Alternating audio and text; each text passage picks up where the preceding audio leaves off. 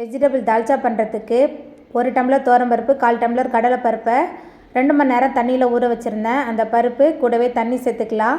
அதுக்கப்புறமா கீறி வச்ச ஒரு பச்சை மிளகாய், பொடியாக நறுக்கின ஒரு தக்காளி, பொடியாக நறுக்கின ஒரு பெரிய வெங்காயம் சேர்த்து குக்கரை மூடி 5 விசில் வர அளவுக்கு வேக வச்சுக்கலாம். ஒரு கடாயில் எண்ணெய் சேர்த்து எண்ணெய் சூடான பிறகு பட்டை, கிராம்பு, ஏலக்காய் போட்டு தாளிச்சதுக்கப்புறமா நீல வாக்கில் நறுக்கின 2 பெரிய வெங்காயம் கூடவே புதினா கொஞ்சமாக 1 டேபிள் ஸ்பூன் இஞ்சி பூண்டு விழுது சேர்த்துட்டு நல்லா கலந்து விட்டு வதக்கிடலாம். வெங்காயம் புதினா வதங்கி வந்த பிறகு இதில் கத்திரிக்காய், அதுக்கப்புறம் வாழைக்காய், உருளைக்கிழங்கு சேர்த்துக்கலாம்.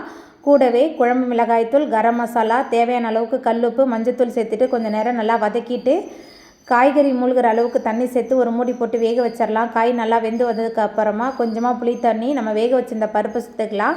கடலைப்பருப்பு அங்கங்கே தெரியணும், அப்போ தான் சூப்பராக இருக்கும். இதில் அரைச்சி வச்சிருந்த தேங்காய் விழுது, கொஞ்சமாக மல்லித்தலை தூவிட்டு எல்லாமே சேர்ந்து நல்லா கொதித்து வந்த பிறகு நெய் சோறோட கலந்து சாப்பிட்றதுக்கு இந்த வெஜ் தால்ச்சா சூப்பராக இருக்கும்.